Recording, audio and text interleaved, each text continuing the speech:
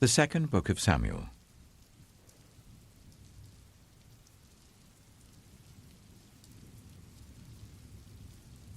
Samuel, chapter 1. After the death of Saul, David returned from striking down the Amalekites and stayed in Ziklag 2 days. On the 3rd day, a man arrived from Saul's camp with his clothes torn and dust on his head. When he came to David, he fell to the ground to pay him honor. "Where have you come from?" David asked him. He answered, "I have escaped from the Israelite camp." "What happened?" David asked. "Tell me." "The men fled from the battle," he replied. "Many of them fell and died. And Saul and his son Jonathan are dead." Then David said to the young man who brought him the report, "How do you know that Saul and his son Jonathan are dead?" "I happened to be on Mount Gilboa," the young man said, "and there was Saul leaning on his spear with the chariots and their drivers in hot pursuit. When he turned round and saw me, he called out to me, and I said, 'What can I do?' He asked me, 'Who are you?' 'An Amalekite,' I answered. Then he said to me, 'Stand here by me and kill me. I'm in the throes of death, but I'm still alive.' So I stood beside him and killed him, because I knew that after he had fallen he could not survive. And I took the crown that was on his head and the band on his arm, and have brought them here to my lord." Then David and all the men with him took hold of their clothes and tore them. They mourned and wept and fasted till evening for Saul and his son Jonathan, and for the army of the Lord and for the nation of Israel, because they had fallen by the sword. David said to the young man who brought him the report, "Where are you from?" "I am the son of a foreigner, an Amalekite," he answered. David asked him, "Why weren't you afraid to lift your hand to destroy the Lord's anointed?" Then David called one of his men and said, "Go, strike him down." So he struck him down, and he died. For David had said to him, "Your blood be on your own head. Your own mouth testified against you when you said, 'I killed the Lord's anointed.'"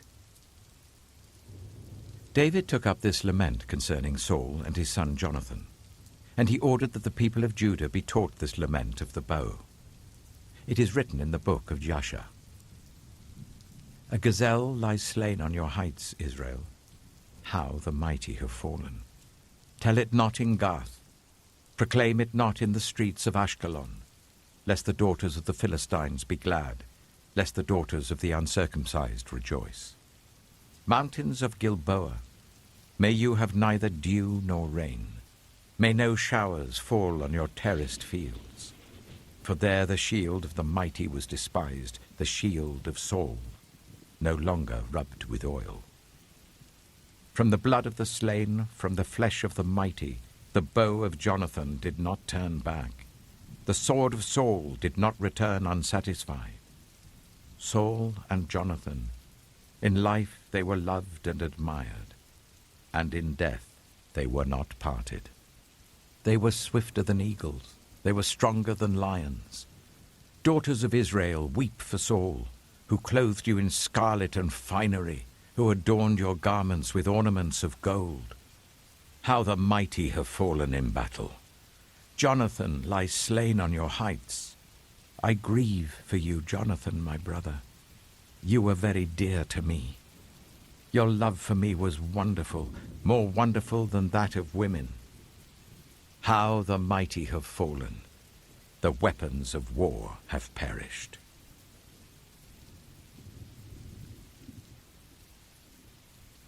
Samuel chapter 2. In the course of time, David inquired of the Lord. "Shall I go up to one of the towns of Judah?" he asked. The Lord said, "Go up." David asked, "Where shall I go?" "To Hebron," the Lord answered.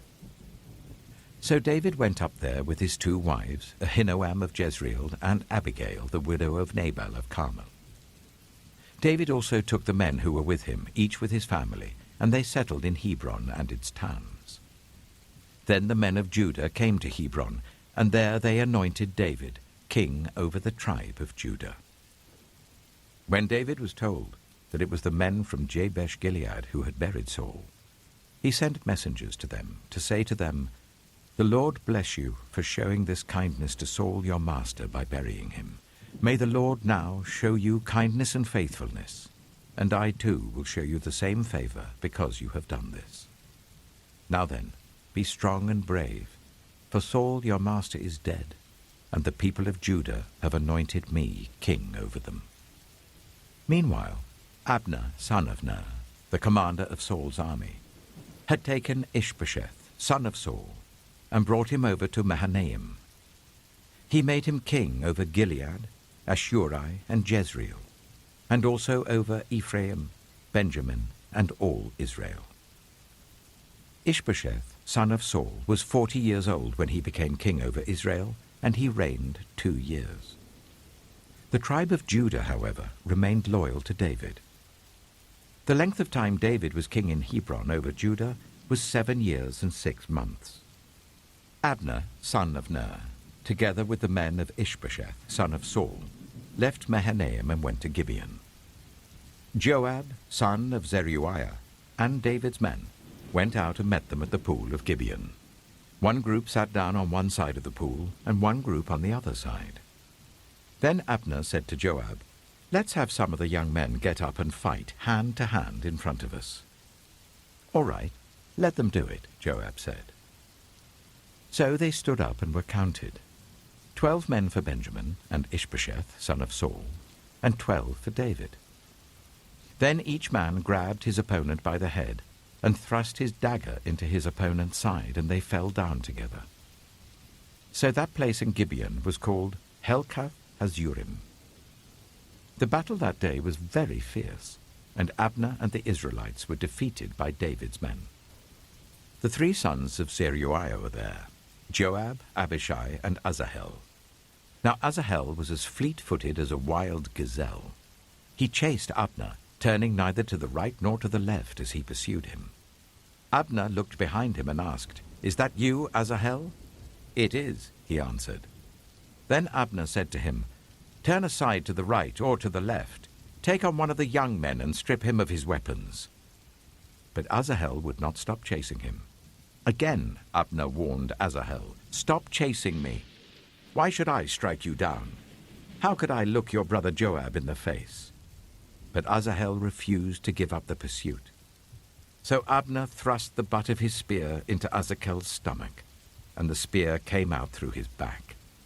He fell there and died on the spot, and every man stopped when he came to the place where Asahel had fallen and died. But Joab and Abishai pursued Abner, and as the sun was setting, they came to the hill of Ammah, near Giah, on the way to the wasteland of Gibeon. Then the men of Benjamin rallied behind Abner. They formed themselves into a group and took their stand on top of a hill. Abner called out to Joab, "Must the sword devour forever? Don't you realize that this will end in bitterness? How long before you order your men to stop pursuing their fellow Israelites?" Joab answered, "As surely as God lives, if you had not spoken, the men would have continued pursuing them until morning." So Joab blew the trumpet, and all the troops came to a halt. They no longer pursued Israel, nor did they fight any more. All that night, Abner and his men marched through the Arabah. They crossed the Jordan, continued through the morning hours, and came to Mahanaim. Then Joab stopped pursuing Abner and assembled the whole army. Besides Asahel, 19 of David's men were found missing. But David's men had killed 360 Benjaminites who were with Abner. They took Asahel and buried him in his father's tomb at Bethlehem. Then Joab and his men marched all night and arrived at Hebron by daybreak.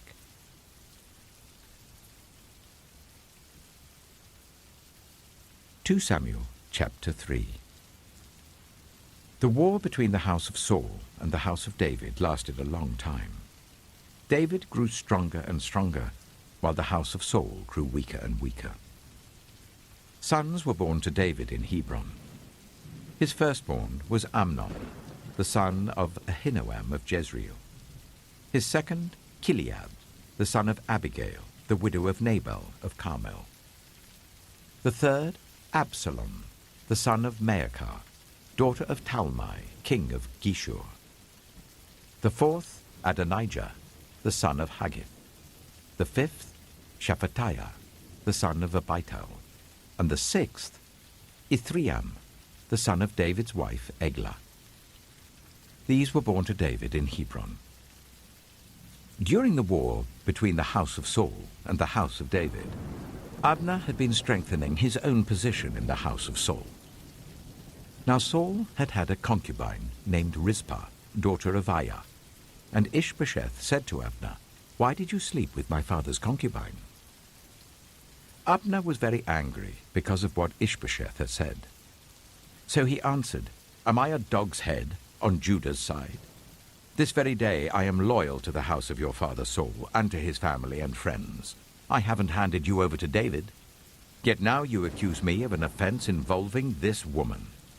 May God deal with Abner, be it ever so severely, if I do not do for David what the Lord promised him on oath, and transfer the kingdom from the house of Saul, and establish David's throne over Israel and Judah, from Dan to Beersheba." Ish-bosheth did not dare to say another word to Abner, because he was afraid of him. Then Abner sent messengers on his behalf to say to David, "Whose land is it? Make an agreement with me, and I will help you bring all Israel over to you." "Good," said David, "I will make an agreement with you. But I demand one thing of you. Do not come into my presence unless you bring Michal, daughter of Saul, when you come to see me." Then David sent messengers to Ish-bosheth, son of Saul, demanding, "Give me my wife Michal, whom I betrothed to myself for the price of 100 Philistine foreskins." So Ish-bosheth gave orders and had her taken away from her husband Paltiel, son of Laish. Her husband, however, went with her, weeping behind her all the way to Bahurim. Then Abner said to him, "Go back home." So he went back. Abner conferred with the elders of Israel and said, "For some time you have wanted to make David your king. Now do it. For the Lord promised David, 'By my servant David I will rescue my people Israel from the hand of the Philistines and from the hand of all their enemies.'" Abner also spoke to the Benjaminites in person. Then he went to Hebron to tell David everything that Israel and the whole tribe of Benjamin wanted to do. When Abner, who had 20 men with him, came to David at Hebron, David prepared a feast for him and his men. Then Abner said to David, "Let me go at once and assemble all Israel for my lord the king, so that they may make a covenant with you, and that you may rule over all that your heart desires." So David sent Abner away, and he went in peace. Just then, David's men and Joab returned from a raid and brought with them a great deal of plunder. But Abner was no longer with David in Hebron, because David had sent him away, and he had gone in peace. When Joab and all the soldiers with him arrived, he was told that Abner, son of Ner, had come to the king, and that the king had sent him away, and that he had gone in peace. So Joab went to the king and said, "What have you done?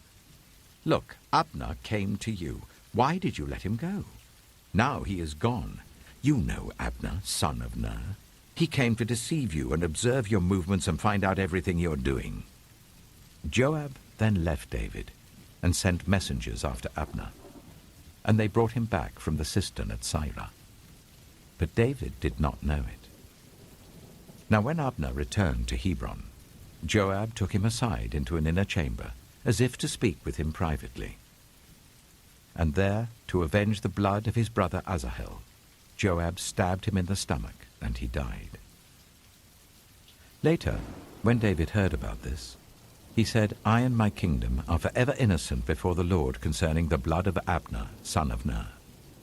May his blood fall on the head of Joab and on his whole family. May Joab's family never be without someone who has a running sore or leprosy, or who leans on a crutch, or who falls by the sword, or who lacks food." Joab and his brother Abishai murdered Abner because he had killed their brother Asahel in the battle of Gibeon. Then David said to Joab and all the people with him, "Tear your clothes and put on sackcloth and walk in mourning in front of Abner." King David himself walked behind the bier. They buried Abner in Hebron, and the king wept aloud at Abner's tomb. All the people wept also. The king sang this lament for Abner. "Should Abner have died as the lawless die? Your hands were not bound, your feet were not fettered. You fell as one falls before the wicked." And all the people wept over him again. Then they all came and urged David to eat something while it was still day. But David took an oath, saying, "May God deal with me, be it ever so severely, if I taste bread or anything else before the sun sets." All the people took note and were pleased. Indeed, everything the king did pleased them. So on that day all the people there and all Israel knew that the king had no part in the murder of Abner, son of Ner. Then the king said to his men, "Do you not realize that a commander and a great man has fallen in Israel this day? And today, though I am the anointed king, I am weak. And these sons of Zeruiah are too strong for me. May the Lord repay the evildoer according to his evil deeds."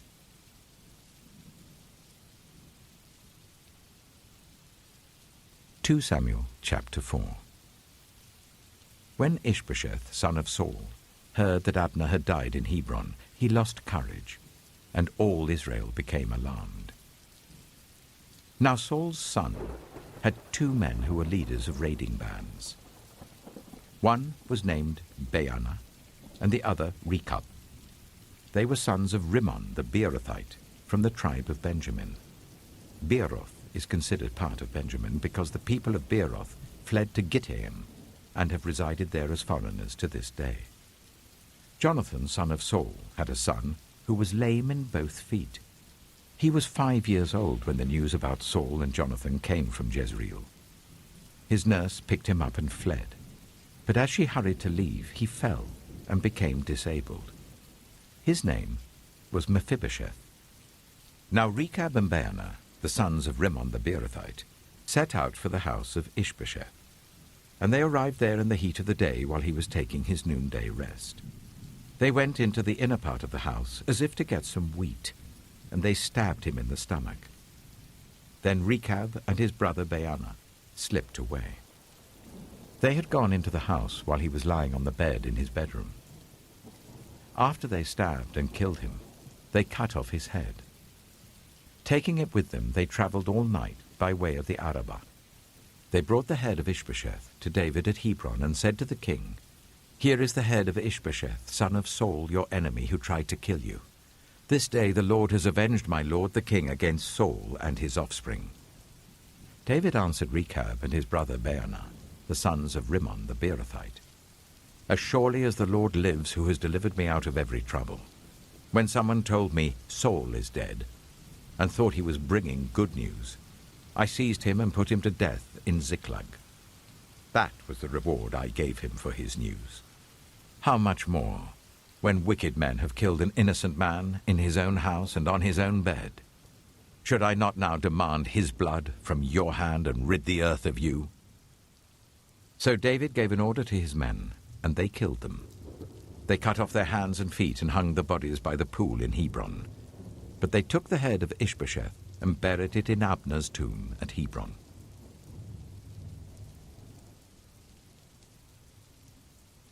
2 Samuel chapter 5. All the tribes of Israel came to David at Hebron and said, "We are your own flesh and blood. In the past, while Saul was king over us, you were the one who led Israel on their military campaigns. And the Lord said to you, 'You shall shepherd my people Israel, and you shall become their ruler.'" When all the elders of Israel had come to King David at Hebron, the king made a covenant with them at Hebron before the Lord, and they anointed David king over Israel. David was 30 years old when he became king, and he reigned for 40 years. In Hebron he reigned over Judah for 7 years and 6 months, and in Jerusalem he reigned over all Israel and Judah for 33 years. The king and his men marched to Jerusalem to attack the Jebusites who lived there. The Jebusites said to David, "You will not get in here. Even the blind and the lame can ward you off." They thought, "David cannot get in here." Nevertheless, David captured the fortress of Zion, which is the city of David. On that day, David had said, "Anyone who conquers the Jebusites will have to use the water shaft to reach those lame and blind, who are David's enemies. That is why they say, 'The blind and lame will not enter the palace.'" David then took up residence in the fortress and called it the City of David. He built up the area around it from the terraces inwards, and he became more and more powerful because the Lord God Almighty was with him. Now Hiram, king of Tyre, sent envoys to David, along with cedar logs and carpenters and stonemasons, and they built a palace for David. Then David knew that the Lord had established him as king over Israel, and had exalted his kingdom for the sake of his people Israel. After he left Hebron, David took more concubines and wives in Jerusalem, and more sons and daughters were born to him. These are the names of the children born to him there: Shammua, Shobab, Nathan, Solomon, Ibhar, Elishua, Nepheg, Japhiah, Elishama, Eliada, and Eliphelet. When the Philistines heard that David had been anointed king over Israel, they went up in full force to search for him. But David heard about it and went down to the stronghold. Now the Philistines had come and spread out in the valley of Rephaim. So David inquired of the Lord, "Shall I go and attack the Philistines? Will you deliver them into my hands?" The Lord answered him, "Go, for I will surely deliver the Philistines into your hands." So David went to Baal-perazim, and there he defeated them. He said, "As the waters break out, the Lord has broken out against my enemies before me." So that place was called Baal-perazim. The Philistines abandoned their idols there, and David and his men carried them off. Once more the Philistines came up, and spread out in the valley of Rephaim. So David inquired of the Lord, and he answered, "Do not go straight on, but circle round behind them and attack them in front of the poplar trees. As soon as you hear the sound of marching in the tops of the poplar trees, move quickly, because that will mean the Lord has gone out in front of you to strike the Philistine army." So David did as the Lord commanded him, and he struck down the Philistines all the way from Gibeon to Gezer.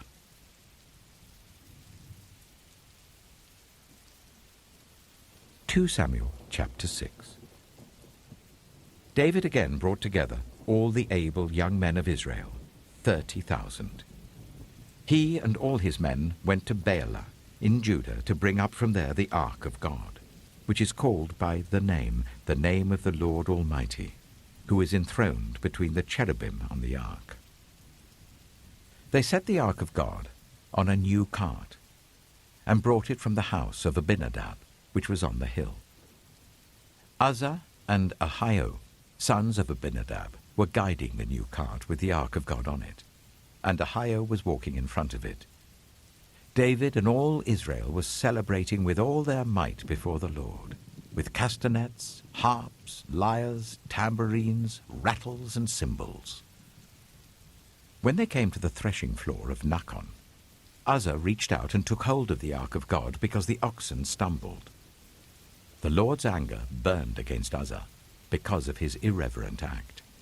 Therefore God struck him down, and he died there beside the ark of God. Then David was angry because the Lord's wrath had broken out against Uzzah, and to this day that place is called Perez Uzzah. David was afraid of the Lord that day and said, "How can the ark of the Lord ever come to me?" He was not willing to take the ark of the Lord to be with him in the city of David. Instead, he took it to the house of Obed-Edom, the Gittite.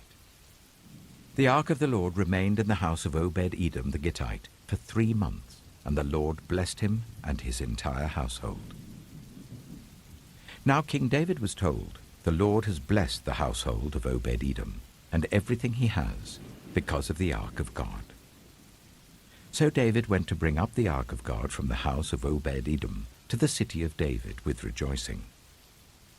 When those who were carrying the ark of the Lord had taken 6 steps, he sacrificed a bull and a fattened calf. Wearing a linen ephod, David was dancing before the Lord with all his might, while he and all Israel were bringing up the ark of the Lord with shouts and the sound of trumpets. As the ark of the Lord was entering the city of David, Michal, daughter of Saul, watched from a window, and when she saw King David leaping and dancing before the Lord, she despised him in her heart. They brought the ark of the Lord and set it in its place inside the tent that David had pitched for it, and David sacrificed burnt offerings and fellowship offerings before the Lord. After he had finished sacrificing the burnt offerings and fellowship offerings, he blessed the people in the name of the Lord Almighty. Then he gave a loaf of bread, a cake of dates, and a cake of raisins to each person in the whole crowd of Israelites, both men and women, and all the people went to their homes. When David returned home to bless his household, Michal, daughter of Saul, came out to meet him and said, "How the king of Israel has distinguished himself today, going around half naked in full view of the slave girls of his servants, as any vulgar fellow would." David said to Michal, "It was before the Lord, who chose me rather than your father or anyone from his house when he appointed me ruler over the Lord's people Israel. I will celebrate before the Lord. I will become even more undignified than this. I will be humiliated in my own eyes. But by these slave girls you spoke of, I will be held in honor." And Michal, daughter of Saul, had no children to the day of her death.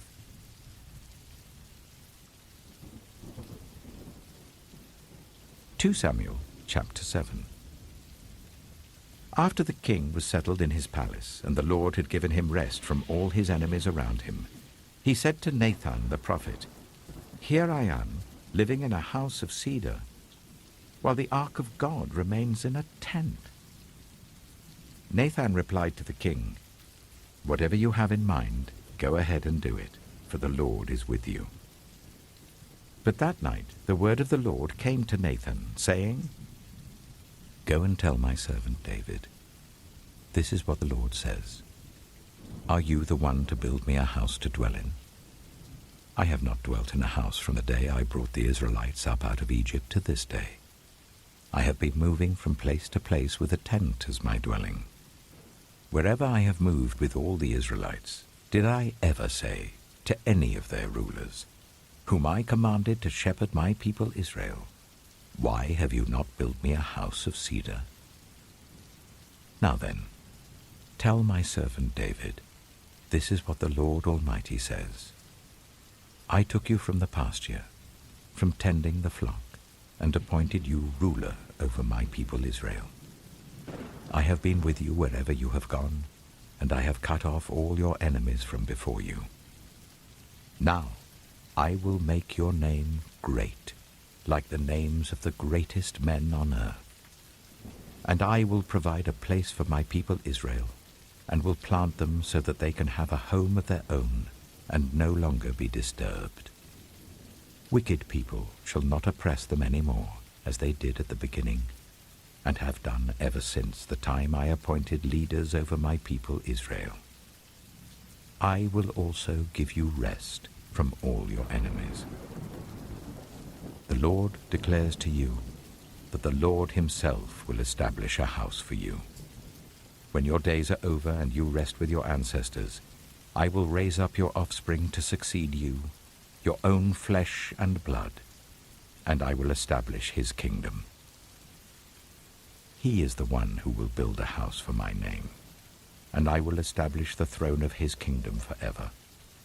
I will be his father, and he shall be my son. When he does wrong, I will punish him with a rod wielded by men, with floggings inflicted by human hands. But my love will never be taken away from him, as I took it away from Saul, whom I removed from before you. Your house and your kingdom shall endure forever before me.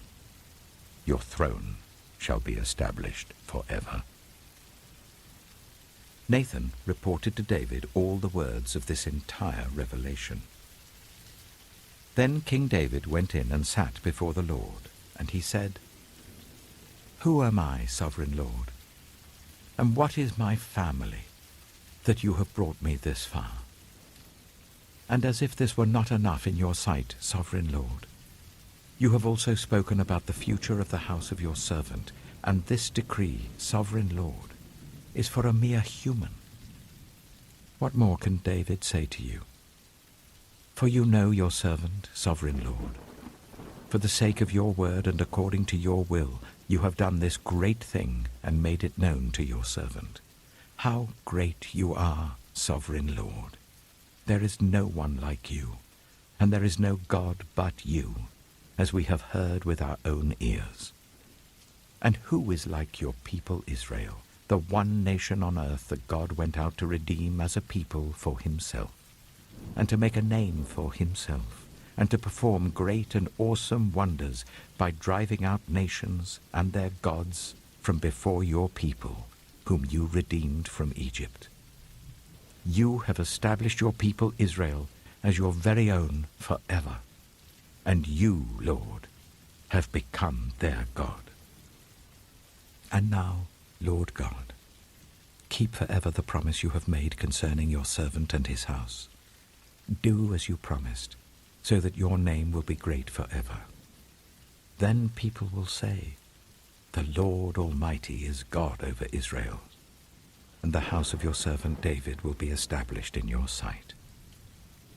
Lord Almighty, God of Israel, you have revealed this to your servant, saying, "I will build a house for you." So your servant has found courage to pray this prayer to you.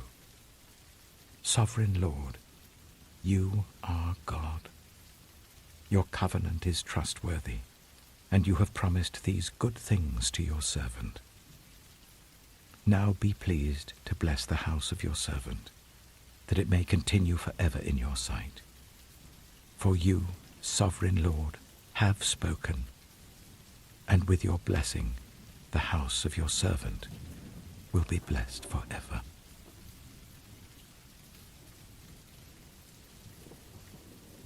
2 Samuel chapter 8. In the course of time, David defeated the Philistines and subdued them. And he took Metheg-Ammah from the control of the Philistines. David also defeated the Moabites. He made them lie down on the ground and measured them off with a length of cord. Every 2 lengths of them were put to death, and the 3rd length was allowed to live. So the Moabites became subject to David and brought him tribute. Moreover, David defeated Hadadezer, son of Rehob, king of Zobah, when he went to restore his monument at the river Euphrates. David captured 1,000 of his chariots, 7,000 charioteers, and 20,000 foot soldiers. He hamstrung all but 100 of the chariot horses. When the Arameans of Damascus came to help Hadadezer, king of Zobah, David struck down 22,000 of them. He put garrisons in the Aramean kingdom of Damascus, and the Arameans became subject to him and brought tribute. The Lord gave David victory wherever he went. David took the gold shields that belonged to the officers of Hadadezer and brought them to Jerusalem. From Tebah and Berothai, towns that belonged to Hadadezer, King David took a great quantity of bronze. When Tou, king of Hamath, heard that David had defeated the entire army of Hadadezer, he sent his son Joram to King David to greet him and congratulate him on his victory in battle over Hadadezer, who had been at war with Tou. Joram brought with him articles of silver, of gold, and of bronze. King David dedicated these articles to the Lord, as he had done with the silver and gold from all the nations he had subdued: Edom and Moab, the Ammonites and the Philistines, and Amalek. He also dedicated the plunder taken from Hadadezer, son of Rehob, king of Zobah. And David became famous after he returned from striking down 18,000 Edomites in the valley of Salt. He put garrisons throughout Edom, and all the Edomites became subject to David. The Lord gave David victory wherever he went. David reigned over all Israel, doing what was just and right for all his people. Joab, son of Zeruiah, was over the army. Jehoshaphat, son of Ahilud, was recorder. Zadok, son of Ahitub, and Ahimelech, son of Abiathar, were priests. Sariah was secretary. Benaiah, son of Jehoiada, was over the Kerethites and Pelethites, and David's sons were priests.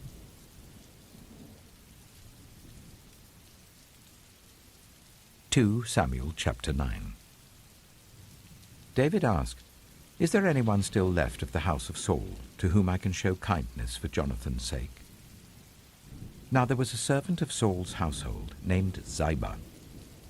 They summoned him to appear before David, and the king said to him, "Are you Ziba?" "At your service," he replied. The king asked, "Is there no one still alive from the house of Saul to whom I can show God's kindness?" Ziba answered the king, "There is still a son of Jonathan. He is lame in both feet." "Where is he?" the king asked. Ziba answered, "He is at the house of Machir, son of Ammiel, in Lo-debar." So King David had him brought from Lo-debar, from the house of Machir, son of Ammiel. When Mephibosheth, son of Jonathan, the son of Saul, came to David, he bowed down to pay him honor. David said, "Mephibosheth." "At your service," he replied.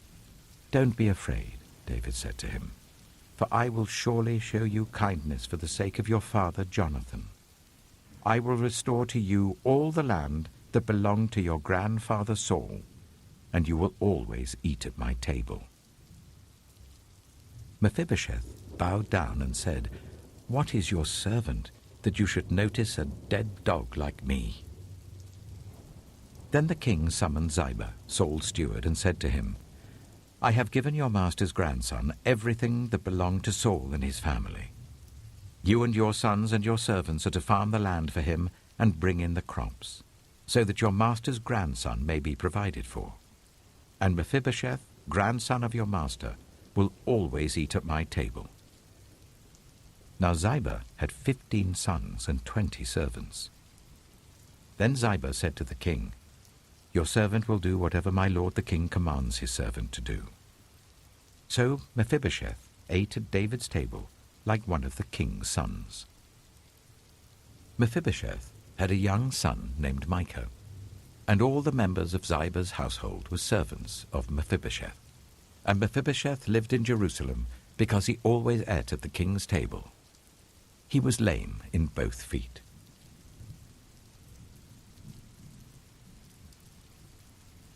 Samuel chapter 10. In the course of time, the king of the Ammonites died, and his son Hanun succeeded him as king. David thought, "I will show kindness to Hanun, son of Nahash, just as his father showed kindness to me." So David sent a delegation to express his sympathy to Hanun concerning his father. When David's men came to the land of the Ammonites, the Ammonite commanders said to Hanun their lord, "Do you think David is honoring your father by sending envoys to you to express sympathy? Hasn't David sent them to you only to explore the city and spy it out and overthrow it?" So Hanun seized David's envoys, shaved off half of each man's beard, cut off their garments at the buttocks, and sent them away. When David was told about this, he sent messengers to meet the men, for they were greatly humiliated. The king said, "Stay at Jericho till your beards have grown, and then come back." When the Ammonites realized that they had become obnoxious to David, they hired 20,000 Aramean foot soldiers from Beth Rehob and Zobah, as well as the king of Maacah with 1,000 men, and also 12,000 men from Tob. On hearing this, David sent Joab out with the entire army of fighting men. The Ammonites came out and drew up in battle formation at the entrance of their city gate, while the Arameans of Zobah and Rehob and the men of Tob and Maacah were by themselves in the open country. Joab saw that there were battle lines in front of him and behind him. So he selected some of the best troops in Israel and deployed them against the Arameans. He put the rest of the men under the command of Abishai his brother and deployed them against the Ammonites. Joab said, "If the Arameans are too strong for me, then you are to come to my rescue. But if the Ammonites are too strong for you, then I will come to rescue you. Be strong, and let us fight bravely for our people and the cities of our God. The Lord will do what is good in his sight." Then Joab and the troops with him advanced to fight the Arameans, and they fled before him. When the Ammonites realized that the Arameans were fleeing, they fled before Abishai and went inside the city. So Joab returned from fighting the Ammonites and came to Jerusalem. After the Arameans saw that they had been routed by Israel, they regrouped. Hadadezer had Arameans brought from beyond the river Euphrates. They went to Helam, with Shobach, the commander of Hadadezer's army, leading them. When David was told of this, he gathered all Israel, crossed the Jordan, and went to Helam. The Arameans formed their battle lines to meet David and fought against him. But they fled before Israel, and David killed 700 of their charioteers and 40,000 of their foot soldiers. He also struck down Shobach, the commander of their army, and he died there. When all the kings who were vassals of Hadadezer saw that they had been routed by Israel, they made peace with the Israelites and became subject to them. So the Arameans were afraid to help the Ammonites any more.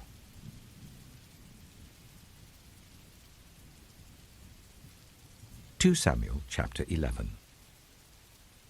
In the spring, at the time when kings go off to war, David sent Joab out with the king's men and the whole Israelite army. They destroyed the Ammonites and besieged Rabbah, but David remained in Jerusalem. One evening, David got up from his bed and walked around on the roof of the palace.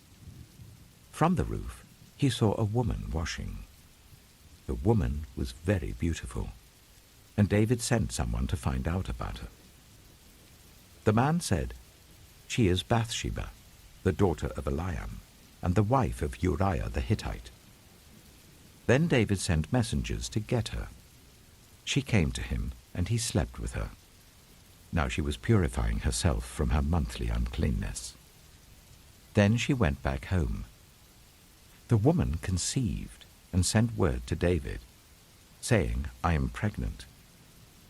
So David sent this word to Joab, "Send me Uriah the Hittite." And Joab sent him to David. When Uriah came to him, David asked him how Joab was, how the soldiers were, and how the war was going. Then David said to Uriah, "Go down to your house and wash your feet." So Uriah left the palace, and a gift from the king was sent after him. But Uriah slept at the entrance to the palace with all his master's servants, and did not go down to his house. David was told Uriah did not go home. So he asked Uriah, "Haven't you just come from a military campaign? Why didn't you go home?" Uriah said to David, "The ark and Israel and Judah are staying in tents, and my commander Joab and my lord's men are camped in the open country. How could I go to my house to eat and drink and make love to my wife? As surely as you live, I will not do such a thing." Then David said to him, "Stay here one more day, and tomorrow I will send you back." So Uriah remained in Jerusalem that day and the next. At David's invitation, he ate and drank with him, and David made him drunk. But in the evening Uriah went out to sleep on his mat among his master's servants. He did not go home. In the morning, David wrote a letter to Joab and sent it with Uriah. In it he wrote, "Put Uriah out in front, where the fighting is fiercest. Then withdraw from him, so that he will be struck down and die." So while Joab had the city under siege, he put Uriah at a place where he knew the strongest defenders were. When the men of the city came out and fought against Joab, some of the men in David's army fell. Moreover, Uriah the Hittite died. Joab sent David a full account of the battle. He instructed the messenger, "When you have finished giving the king this account of the battle, the king's anger may flare up, and he may ask you, 'Why did you get so close to the city to fight? Didn't you know they would shoot arrows from the wall? Who killed Abimelech, son of Ish-bosheth? Didn't a woman drop an upper millstone on him from the wall so that he died in Thebez? Why did you get so close to the wall?' If he asks you this, then say to him, 'Moreover, your servant Uriah the Hittite is dead.'" The messenger set out, and when he arrived he told David everything Joab had sent him to say. The messenger said to David, "The men overpowered us and came out against us in the open, but we drove them back to the entrance of the city gate. Then the archers shot arrows at your servants from the wall, and some of the king's men died. Moreover, your servant Uriah the Hittite is dead." David told the messenger, "Say this to Joab. Don't let this upset you. The sword devours one as well as another. Press the attack against the city and destroy it." Say this to encourage Joab. When Uriah's wife heard that her husband was dead, she mourned for him. After the time of mourning was over, David had her brought to his house, and she became his wife and bore him a son. But the thing David had done displeased the Lord.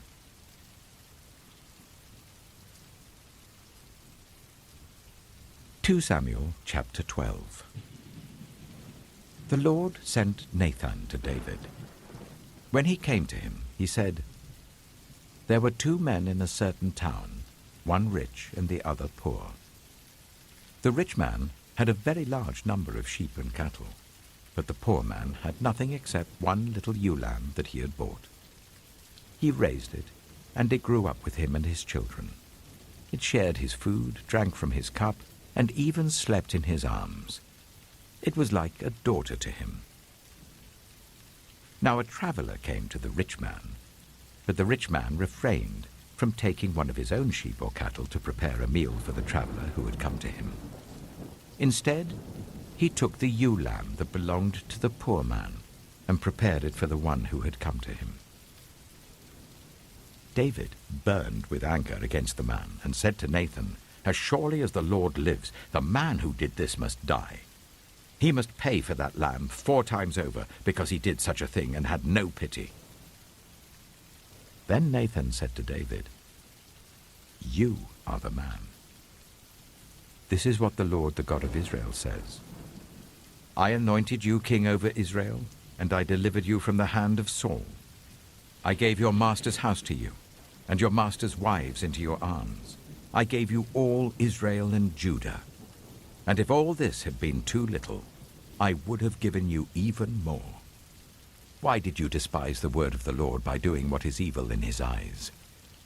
You struck down Uriah the Hittite with the sword and took his wife to be your own. You killed him with the sword of the Ammonites. Now, therefore, the sword shall never depart from your house, because you despised me and took the wife of Uriah the Hittite to be your own.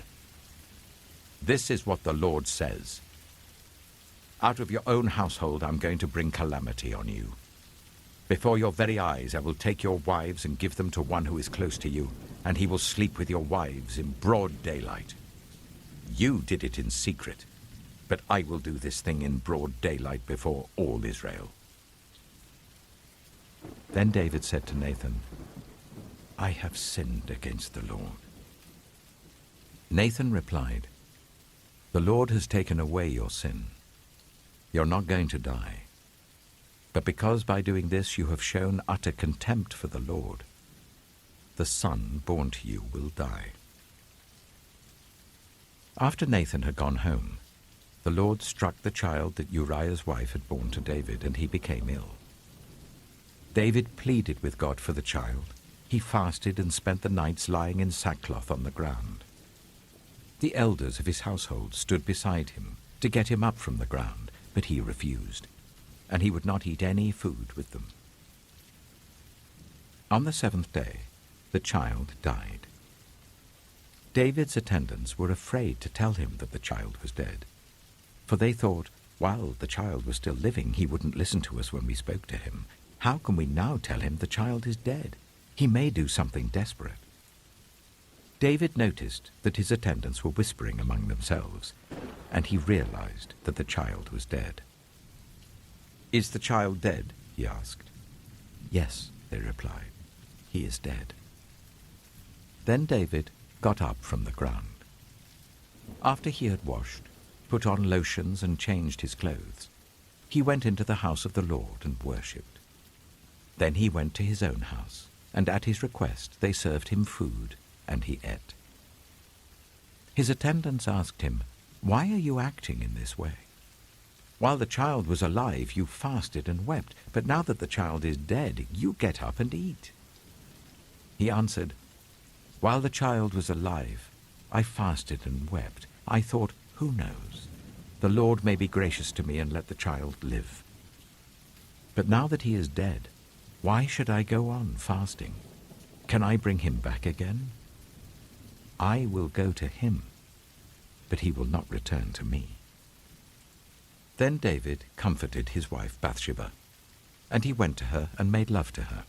She gave birth to a son, and they named him Solomon. The Lord loved him, and because the Lord loved him, he sent word through Nathan the prophet to name him Jedidiah. Meanwhile, Joab fought against Rabbah of the Ammonites and captured the royal citadel. Joab then sent messengers to David, saying, "I have fought against Rabbah and taken its water supply. Now muster the rest of the troops and besiege the city and capture it. Otherwise I shall take the city, and it will be named after me." So David mustered the entire army and went to Rabbah, and attacked and captured it. David took the crown from their king's head, and it was placed on his own head. It weighed a talent of gold, and it was set with precious stones. David took a great quantity of plunder from the city, and brought out the people who were there, consigning them to labor with saws and with iron picks and axes, and he made them work at brickmaking. David did this to all the Ammonite towns. Then he and his entire army returned to Jerusalem.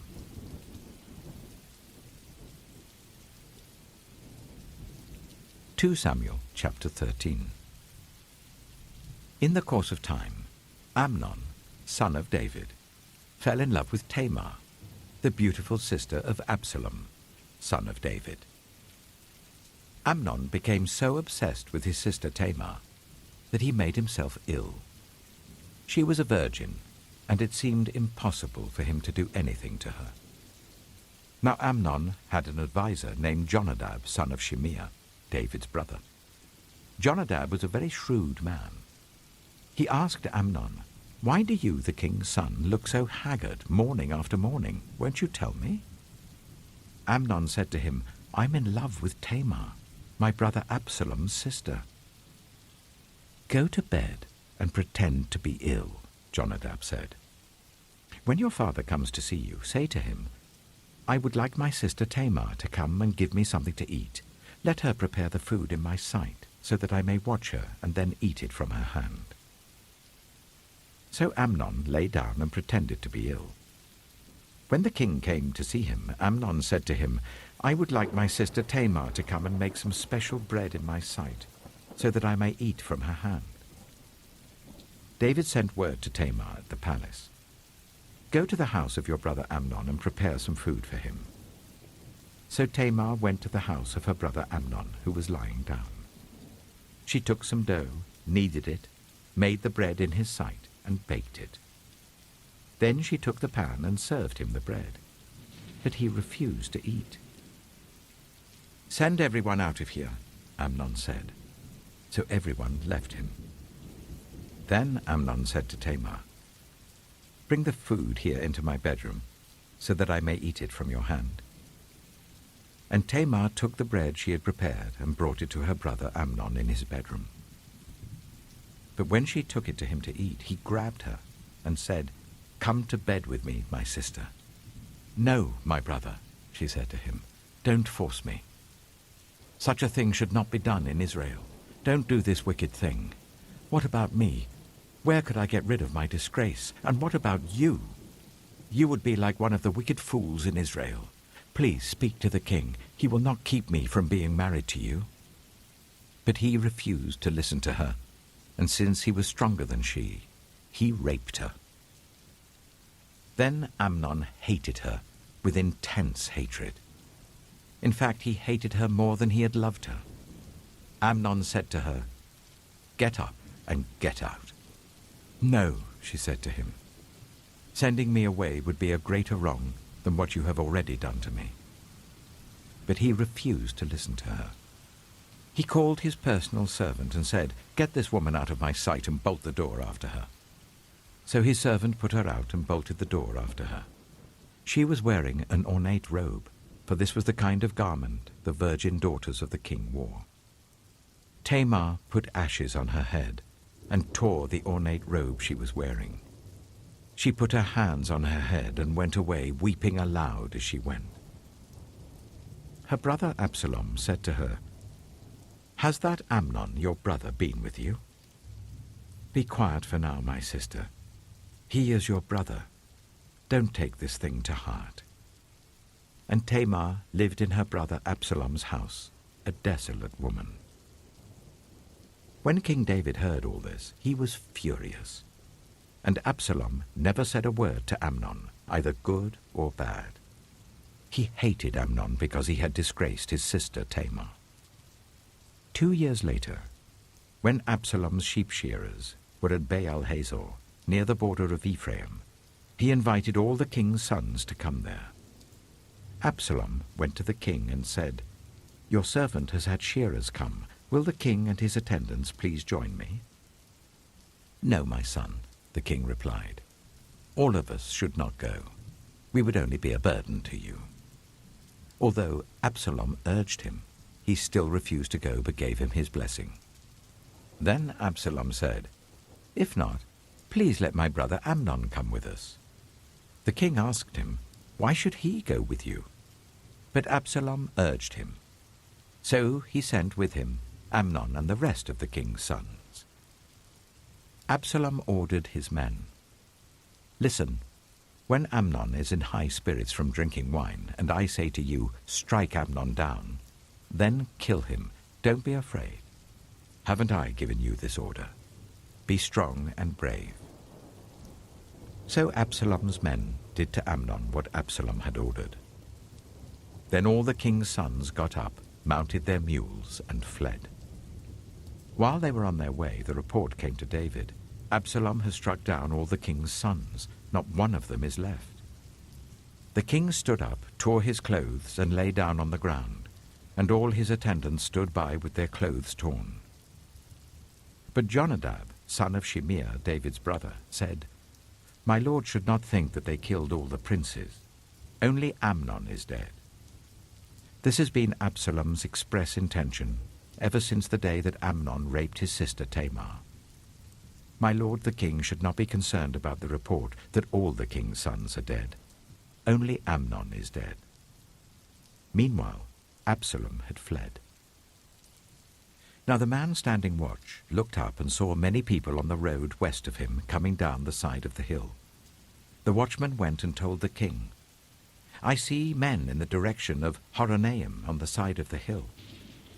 Jonadab said to the king, "See, the king's sons have come. It has happened just as your servant said." As he finished speaking, the king's sons came in, wailing loudly. The king, too, and all his attendants wept very bitterly. Absalom fled and went to Talmai, son of Ammihud, the king of Geshur. But King David mourned many days for his son. After Absalom fled and went to Geshur, he stayed there for 3 years, and King David longed to go to Absalom, for he was consoled concerning Amnon's death.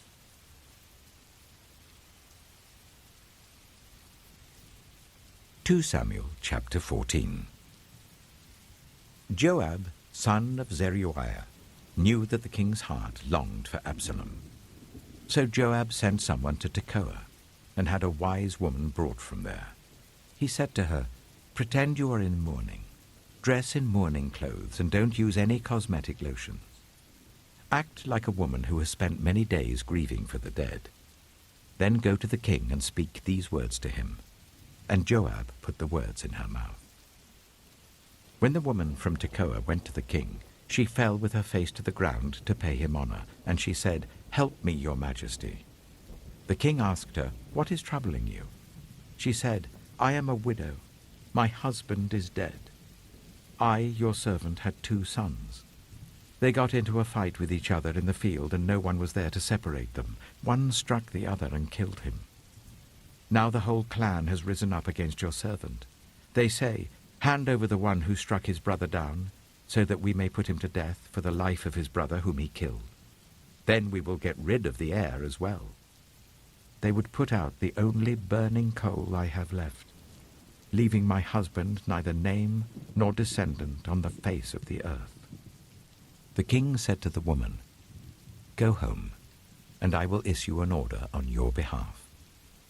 But the woman from Tekoa said to him, "Let my lord the king pardon me and my family, and let the king and his throne be without guilt." The king replied, "If anyone says anything to you, bring them to me, and they will not bother you again." She said, "Then let the king invoke the Lord his God to prevent the avenger of blood from adding to this destruction, so that my son shall not be destroyed." "As surely as the Lord lives," he said, "not one hair of your son's head will fall to the ground." Then the woman said, "Let your servant speak a word to my lord the king." "Speak," he replied. The woman said, "Why then have you devised a thing like this against the people of God? When the king says this, does he not convict himself? For the king has not brought back his banished son. Like water spilled on the ground, which cannot be recovered, so we must die. But that is not what God desires. Rather, he devises ways so that a banished person does not remain banished from him. And now I have come to say this to my lord the king, because the people have made me afraid. Your servant thought, 'I will speak to the king. Perhaps he will grant his servant's request. Perhaps the king will agree to deliver his servant from the hand of the man who is trying to cut off both me and my son from God's inheritance.' And now your servant says, 'May the word of my lord the king secure my inheritance, for my lord the king is like an angel of God in discerning good and evil. May the Lord your God be with you.' Then the king said to the woman, 'Don't keep from me the answer to what I am going to ask you.' 'Let my lord the king speak,' the woman said. The king asked, 'Isn't the hand of Joab with you in all this?' The woman answered, 'As surely as you live, my lord the king, no one can turn to the right or to the left from anything my lord the king says. Yes, it was your servant Joab who instructed me to do this, and who put all these words into the mouth of your servant. Your servant Joab did this to change the present situation. My lord has wisdom like that of an angel of God. He knows everything that happens in the land.' The king said to Joab, 'Very well, I will do it. Go, bring back the young man Absalom.' Joab fell with his face to the ground to pay him honor, and he blessed the king. Joab said, 'Today your servant knows that he has found favor in your eyes, my lord the king, because the king has granted his servant's request.' Then Joab went to Geshur and brought Absalom back to Jerusalem. But the king said, 'He must go to his own house. He must not see my face.' So Absalom went to his own house and did not see the face of the king. In all Israel there was not a man so highly praised for his handsome appearance as Absalom. From the top of his head to the sole of his foot, there was no blemish in him. Whenever he cut the hair of his head, he used to cut his hair once a year because it became too heavy for him, he would weigh it, and its weight was 200 shekels by the royal standard. 3 sons and a daughter were born to Absalom. His daughter's name was Tamar, and she became a beautiful woman. Absalom lived for 2 years in Jerusalem without seeing the king's face. Then Absalom sent for Joab in order to send him to the king, but Joab refused to come to him. So he sent a second time, but he refused to come. Then he said to his servants, "Look, Joab's field is next to mine, and he has barley there. Go and set it on fire." So Absalom's servants set the field on fire. Then Joab did go to Absalom's house, and he said to him, "Why have your servants set my field on fire?" Absalom said to Joab, "Look, I sent word to you and said, 'Come here so that I can send you to the king to ask, why have I come from Geshur? It would be better for me if I were still there. Now then, I want to see the king's face, and if I'm guilty of anything, let him put me to death.'" So Joab went to the king and told him this. Then the king summoned Absalom, and he came in and bowed down with his face to the ground before the king, and the king kissed Absalom.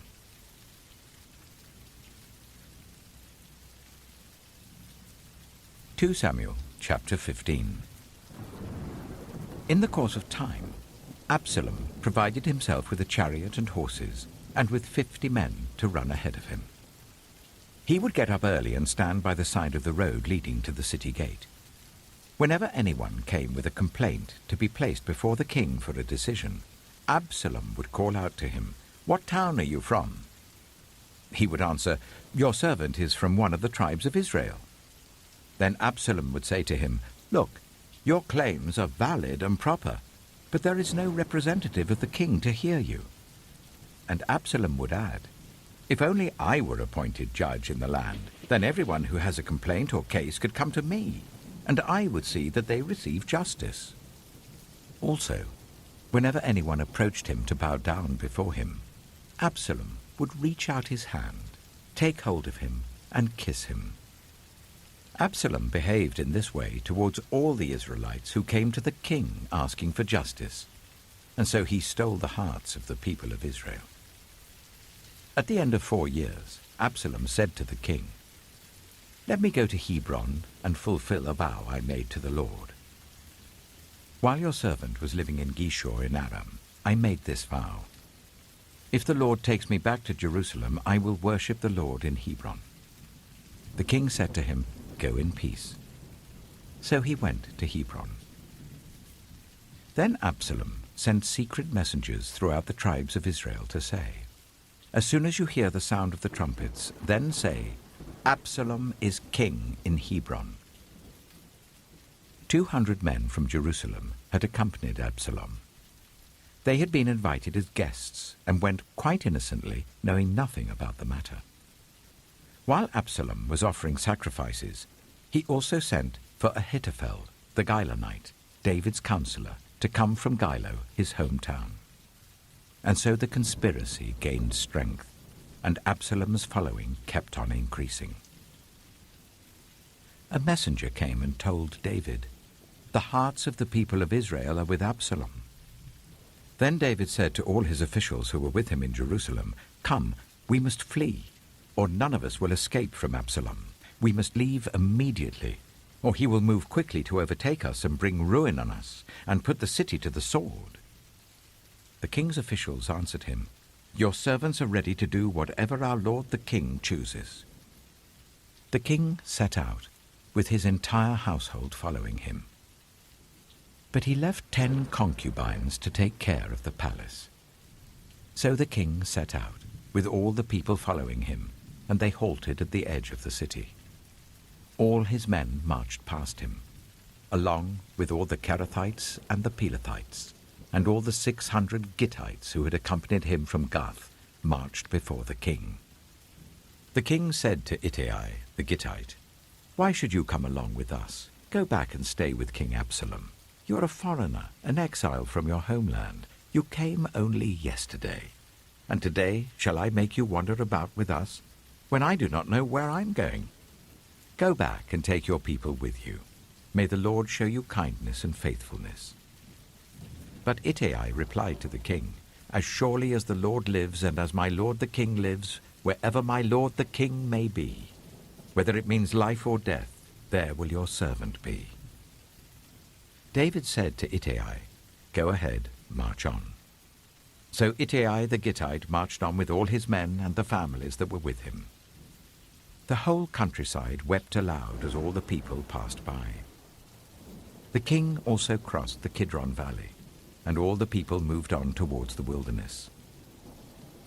Zadok was there too, and all the Levites who were with him were carrying the Ark of the Covenant of God.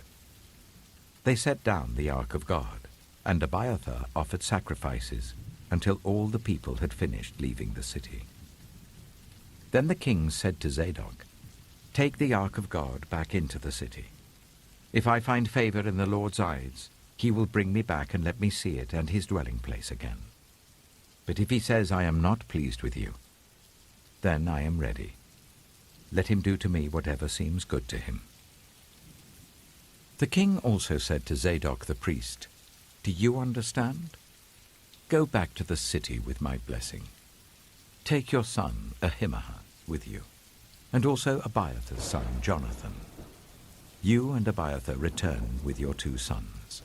I will wait at the fords in the wilderness until word comes from you to inform me." So Zadok and Abiathar took the Ark of God back to Jerusalem and stayed there. But David continued up the Mount of Olives, weeping as he went. His head was covered, and he was barefoot. All the people with him covered their heads too, and were weeping as they went up. Now David had been told Ahithophel is among the conspirators with Absalom. So David prayed, "Lord, turn Ahithophel's counsel into foolishness." When David arrived at the summit, where people used to worship God, Hushai the Archite was there to meet him, his robe torn and dust on his head. David said to him, "If you go with me, you will be a burden to me. But if you return to the city and say to Absalom, 'Your Majesty, I will be your servant. I was your father's servant in the past, but now I will be your servant,' then you can help me by frustrating Ahithophel's advice. Won't the priests Zadok and Abiathar be there with you? Tell them anything you hear in the king's palace." Their 2 sons, Ahimaaz, son of Zadok, and Jonathan, son of Abiathar, are there with them. Send them to me with anything you hear." So Hushai, David's confidant, arrived at Jerusalem as Absalom was entering the city.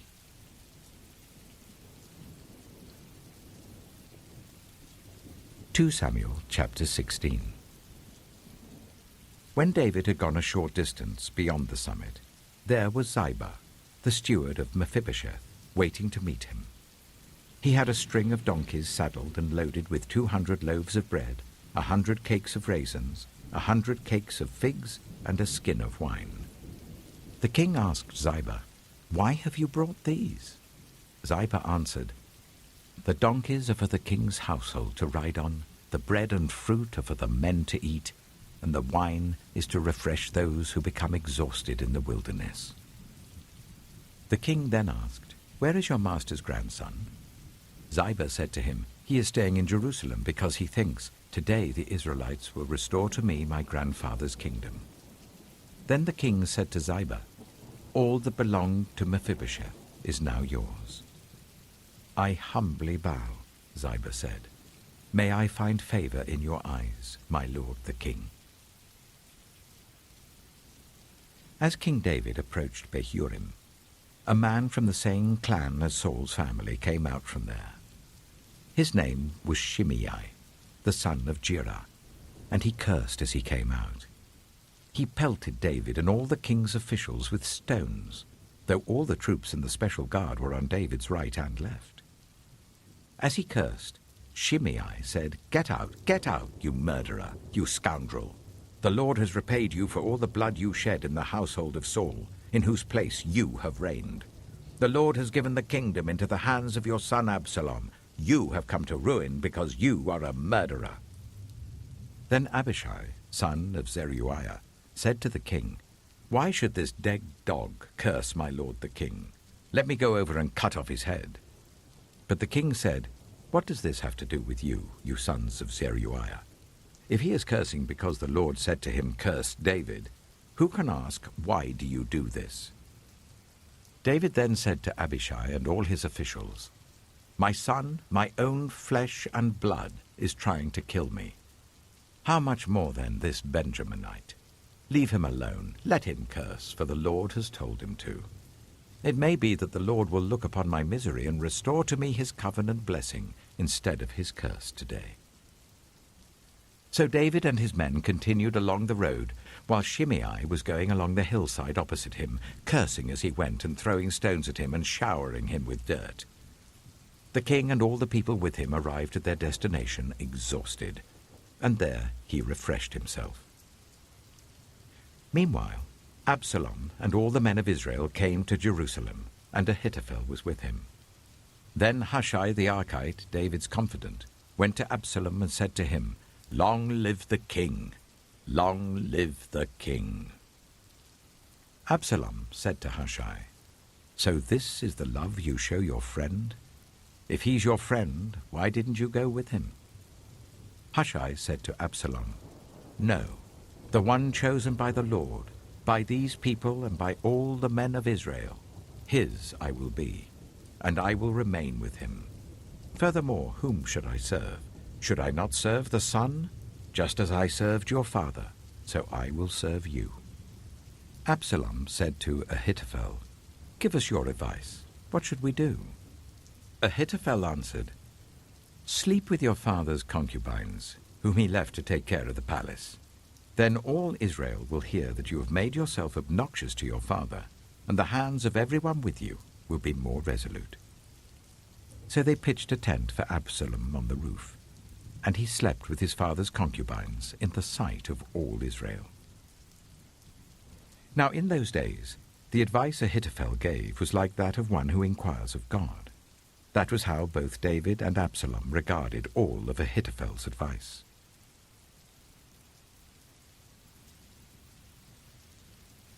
2 Samuel chapter 17. Ahithophel said to Absalom, "I would choose 12,000 men and set out tonight in pursuit of David. I would attack him while he is weary and weak. I would strike him with terror, and then all the people with him will flee. I would strike down only the king and bring all the people back to you. The death of the man you seek will mean the return of all. All the people will be unharmed." This plan seemed good to Absalom and to all the elders of Israel. But Absalom said, "Summon also Hushai the Archite, so that we can hear what he has to say as well." When Hushai came to him, Absalom said, "Ahithophel has given this advice. Should we do what he says? If not, give us your opinion." Hushai replied to Absalom, "The advice Ahithophel has given is not good this time. You know your father and his men. They're fighters, and as fierce as a wild bear robbed of her cubs. Besides, your father is an experienced fighter. He will not spend the night with the troops. Even now he is hidden in a cave or some other place. If he should attack your troops first, whoever hears about it will say, 'There has been a slaughter among the troops who follow Absalom.' Then even the bravest soldier, whose heart is like the heart of a lion, will melt with fear, for all Israel knows that your father is a fighter, and that those with him are brave. So I advise you, let all Israel, from Dan to Beersheba, as numerous as the sand on the seashore, be gathered to you, with you yourself leading them into battle.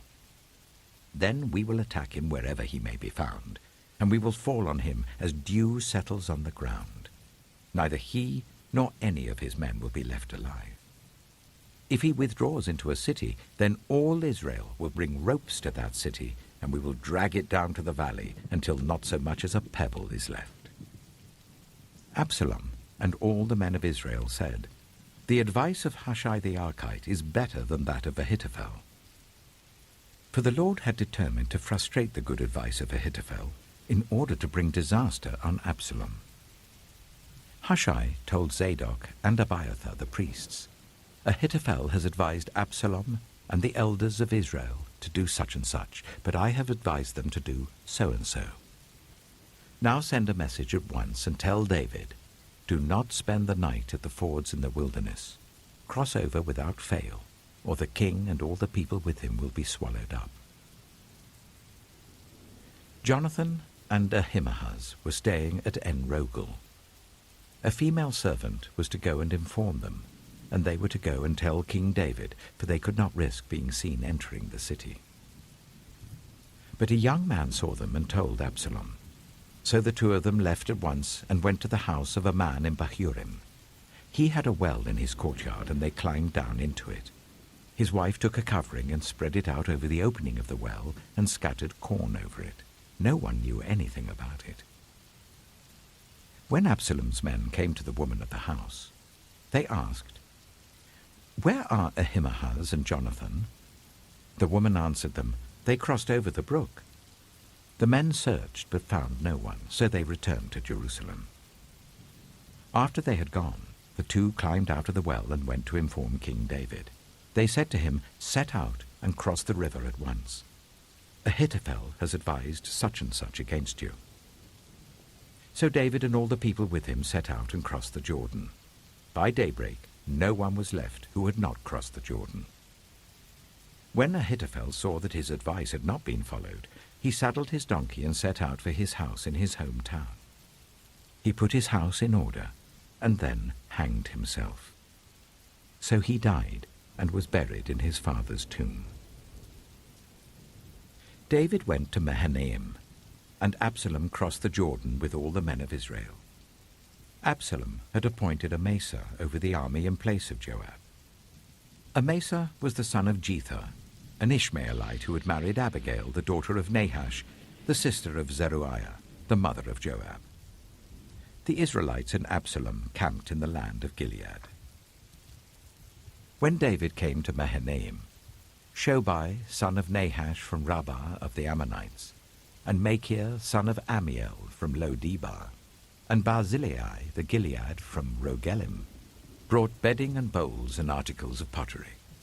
They also brought wheat and barley, flour and roasted grain, beans and lentils, honey and curds, sheep and cheese from cow's milk, for David and his people to eat. For they said, "The people have become exhausted and hungry and thirsty in the wilderness."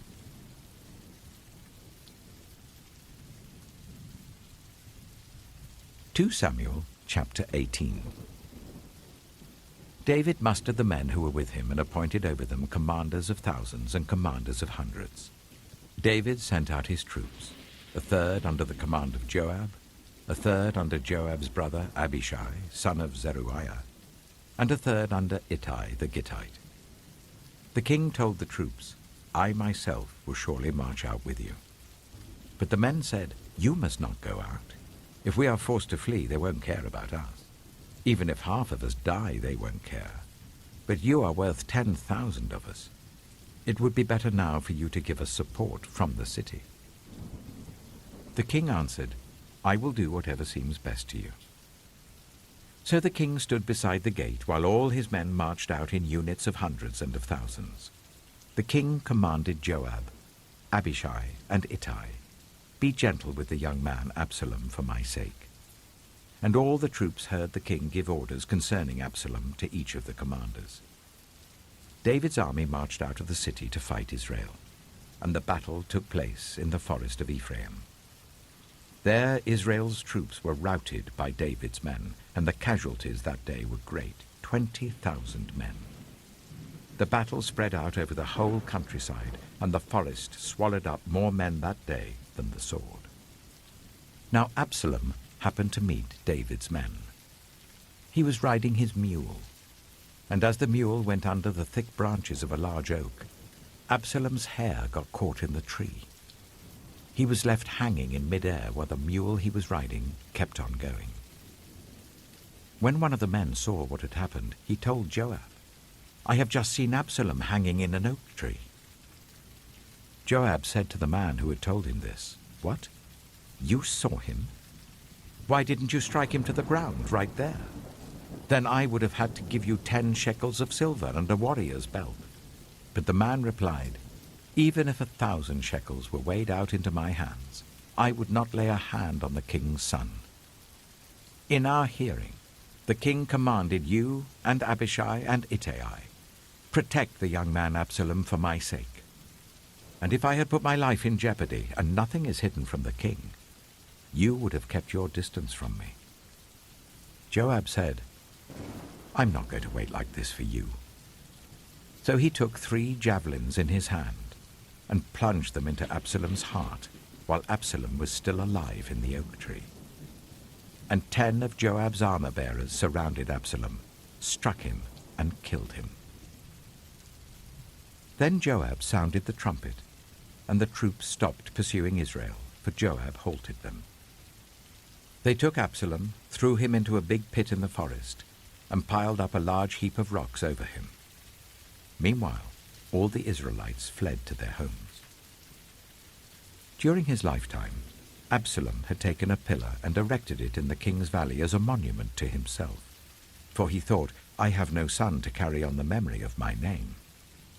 He named the pillar after himself, and it is called Absalom's monument to this day. Now Ahimaaz, son of Zadok, said, Let me run and take the news to the king that the Lord has vindicated him by delivering him from the hand of his enemies. You are not the one to take the news today, Joab told him. You may take the news another time, but you must not do so today, because the king's son is dead. Then Joab said to the Cushite, Go tell the king what you have seen. The Cushite bowed down before Joab and ran off. Ahimaaz, son of Zadok, again said to Joab, Come what may, please let me run behind the Cushite. But Joab replied, My son, why do you want to go? You don't have any news that will bring you a reward. He said, Come what may, I want to run. So Joab said, Run. Then Ahimaaz ran by the way of the plain and outran the Cushite. While David was sitting between the inner and outer gates, the watchman went up to the roof of the gateway by the wall. As he looked out, he saw a man running alone. The watchman called out to the king and reported it. The king said, If he is alone, he must have good news. And the runner came closer and closer. Then the watchman saw another runner, and he called down to the gatekeeper, Look, another man running alone. The king said, He must be bringing good news too. The watchman said, It seems to me that the first one runs like Ahimaaz, son of Zadok. He's a good man, the king said. He comes with good news. Then Ahimaaz called out to the king, All is well. He bowed down before the king with his face to the ground and said, Praise be to the Lord your God. He has delivered up those who lifted their hands against my lord the king. The king asked, Is the young man Absalom safe? Ahimaaz answered, I saw great confusion, just as Joab was about to send the king's servant and me, your servant, but I don't know what it was.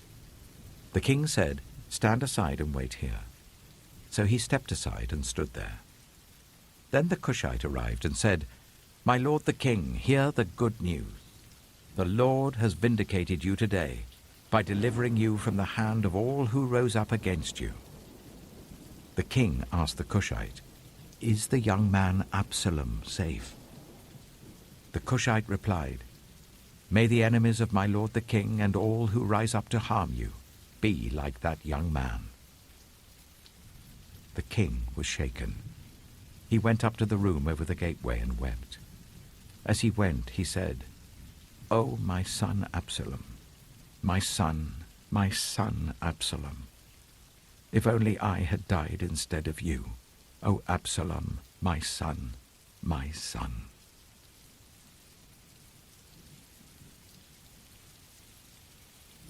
2 Samuel chapter 19. Joab was told, The king is weeping and mourning for Absalom.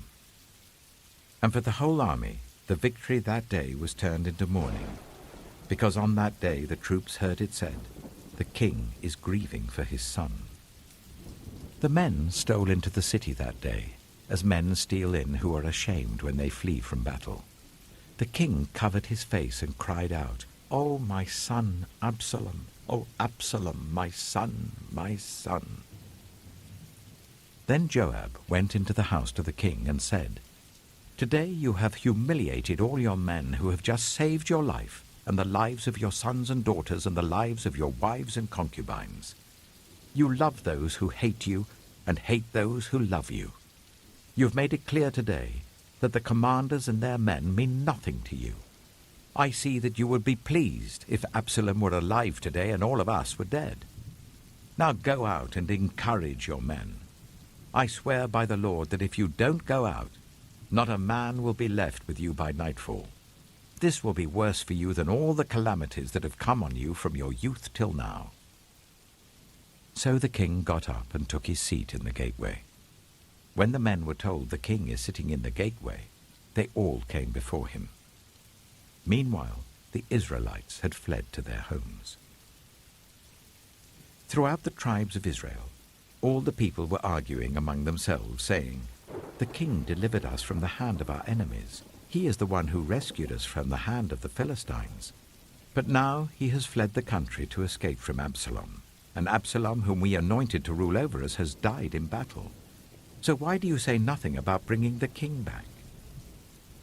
King David sent this message to Zadok and Abiathar, the priests. "Ask the elders of Judah, why should you be the last to bring the king back to his palace, since what is being said throughout Israel has reached the king at his quarters? You are my relatives, my own flesh and blood. So why should you be the last to bring back the king? And say to Amasa, are you not my own flesh and blood? May God deal with me, be it ever so severely, if you are not the commander of my army for life, in place of Joab." He won over the hearts of the men of Judah, so that they were all of one mind. They sent word to the king, "Return, you and all your men." Then the king returned and went as far as the Jordan. Now the men of Judah had come to Gilgal to go out and meet the king and bring him across the Jordan. Shimei, son of Gera, the Benjamite from Bahurim, hurried down with the men of Judah to meet King David. With him were 1,000 Benjaminites, along with Ziba, the steward of Saul's household, and his 15 sons and 20 servants. They rushed to the Jordan where the king was. They crossed at the ford to take the king's household over and to do whatever he wished. When Shimei, son of Gera, crossed the Jordan, he fell prostrate before the king and said to him, "May my lord not hold me guilty. Do not remember how your servant did wrong on the day my lord the king left Jerusalem. May the king put it out of his mind. For I, your servant, know that I have sinned. But today I have come here as the first from the tribes of Joseph to come down and meet my lord the king." Then Abishai, son of Zeruiah, said, "Shouldn't Shimei be put to death for this? He cursed the Lord's anointed." David replied, "What does this have to do with you, you sons of Zeruiah? What right do you have to interfere? Should anyone be put to death in Israel today? Don't I know that today I am king over Israel?" So the king said to Shimei, "You shall not die." And the king promised him on oath. Mephibosheth, Saul's grandson, also went down to meet the king. He had not taken care of his feet or trimmed his moustache or washed his clothes from the day the king left until the day he returned safely. When he came from Jerusalem to meet the king asked him, "Why didn't you go with me, Mephibosheth?" He said, "My lord the king, since I, your servant, am lame, I said, I will have my donkey saddled and will ride on it, so that I can go with the king. But Ziba, my servant, betrayed me, and he has slandered your servant to my lord the king. My lord the king is like an angel of God, so do whatever you wish. All my grandfather's descendants deserved nothing but death from my lord the king, but you gave your servant a place among those who eat at your table. So what right do I have to make any more appeals to the king?" The king said to him, "Why say more? I order you and Ziba to divide the land." Mephibosheth said to the king, "Let him take everything, now that my lord the king has returned home safely." Barzillai, the Gileadite, also came down from Rogelim to cross the Jordan with the king and to send him on his way from there. Now Barzillai was very old, 80 years of age. He had provided for the king during his stay in Mahanaim, for he was a very wealthy man. The king said to Barzillai, "Cross over with me and stay with me in Jerusalem, and I will provide for you." But Barzillai answered the king, "How many more years shall I live, that I should go up to Jerusalem with the king? I am now 80 years old. Can I tell the difference between what is enjoyable and what is not? Can your servant taste what he eats and drinks? Can I still hear the voices of male and female singers? Why should your servant be an added burden to my lord the king? Your servant will cross over the Jordan with the king for a short distance, but why should the king reward me in this way? Let your servant return, that I may die in my own town near the tomb of my father and mother. But here is your servant Kimham. Let him cross over with my lord the king. Do for him whatever you wish." The king said, "Kimham shall cross over with me, and I will do for him whatever you wish. And anything you desire from me, I will do for you." So all the people crossed the Jordan, and then the king crossed over. The king kissed Barzillai and bade him farewell, and Barzillai returned to his home. When the king crossed over to Gilgal, Kimham crossed with him. All the troops of Judah and half the troops of Israel had taken the king over. Soon all the men of Israel were coming to the king and saying to him, "Why did our brothers, the men of Judah, steal the king away and bring him and his household across the Jordan, together with all his men?" All the men of Judah answered the men of Israel, "We did this because the king is closely related to us. Why are you angry about it? Have we eaten any of the king's provisions? Have we taken anything for ourselves?" Then the men of Israel answered the men of Judah, "We have 10 shares in the king, so we have a greater claim on David than you have. Why then do you treat us with contempt? Weren't we the first to speak of bringing back our king?" But the men of Judah pressed their claims even more forcefully than the men of Israel.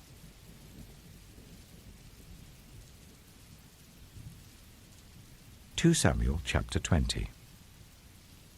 Now a troublemaker named Sheba, son of Bichri, a Benjaminite, happened to be there. He sounded the trumpet and shouted, "We have no share in David, no part in Jesse's son. Every man to his tent, Israel." So all the men of Israel deserted David to follow Sheba, son of Bichri. But the men of Judah stayed by their king all the way from the Jordan to Jerusalem. When David returned to his palace in Jerusalem, he took the 10 concubines he had left to take care of the palace and put them in a house under guard. He provided for them, but had no sexual relations with them. They were kept in confinement till the day of their death, living as widows. Then the king said to Amasa, "Summon the men of Judah to come to me within 3 days, and be here yourself." But when Amasa went to summon Judah, he took longer than the time the king had set for him. David said to Abishai, "Now Sheba, son of Bichri, will do us more harm than Absalom did. Take your master's men and pursue him, or he will find fortified cities and escape from us." So Joab's men and the Kerethites and the Pelethites and all the mighty warriors went out under the command of Abishai. They marched out from Jerusalem to pursue Sheba, son of Bichri. While they were at the great rock in Gibeon, Amasa came to meet them. Joab was wearing his military tunic, and strapped over it at his waist was a belt with a dagger in its sheath. As he stepped forward, it dropped out of its sheath. Joab said to Amasa, "How are you, my brother?" Then Joab took Amasa by the beard with his right hand to kiss him. Amasa was not on his guard against the dagger in Joab's hand, and Joab plunged it into his belly, and his intestines spilled out onto the ground. Without being stabbed again, Amasa died. Then Joab and his brother Abishai pursued Sheba, son of Bichri. One of Joab's men stood beside Amasa and said, "Whoever favors Joab, and whoever is for David, let him follow Joab." Amasa lay wallowing in his blood in the middle of the road, and the man saw that all the troops came to a halt there. When he realized that everyone who came up to Amasa stopped, he dragged him from the road into a field and threw a garment over him. After Amasa had been removed from the road, everyone went on with Joab to pursue Sheba, son of Bichri. Sheba passed through all the tribes of Israel to Abel-Beth-maachah, and through the entire region of the Bichrites, who gathered together and followed him. All the troops with Joab came and besieged Sheba in Abel-Beth-maachah. They built a siege ramp up to the city, and it stood against the outer fortifications. While they were battering the wall to bring it down, a wise woman called from the city, "Listen, listen! Tell Joab to come here so that I can speak to him." He went towards her, and she asked, "Are you Joab?" "I am," he answered. She said, "Listen to what your servant has to say." "I'm listening," he said. She continued, "Long ago they used to say, 'Get your answer at Abel,' and that settled it. We are the peaceful and faithful in Israel. You are trying to destroy a city that is a mother in Israel. Why do you want to swallow up the Lord's inheritance?" "Far be it from me," Joab replied. "Far be it from me to swallow up or destroy. That is not the case. A man named Sheba, son of Bichri, from the hill country of Ephraim, has lifted up his hand against the king, against David. Hand over this one man, and I'll withdraw from the city." The woman said to Joab, "His head will be thrown to you from the wall." Then the woman went to all the people with her wise advice, and they cut off the head of Sheba, son of Bichri, and threw it to Joab. So he sounded the trumpet, and his men dispersed from the city, each returning to his home. And Joab went back to the king in Jerusalem. Joab was over Israel's entire army. Benaiah, son of Jehoiada, was over the Kerethites and the Pelethites. Adoniram was in charge of forced labor. Jehoshaphat, son of Ahilud, was recorder. Sheva was secretary. Zadok and Abiathar were priests, and Ira the Jairite was David's priest.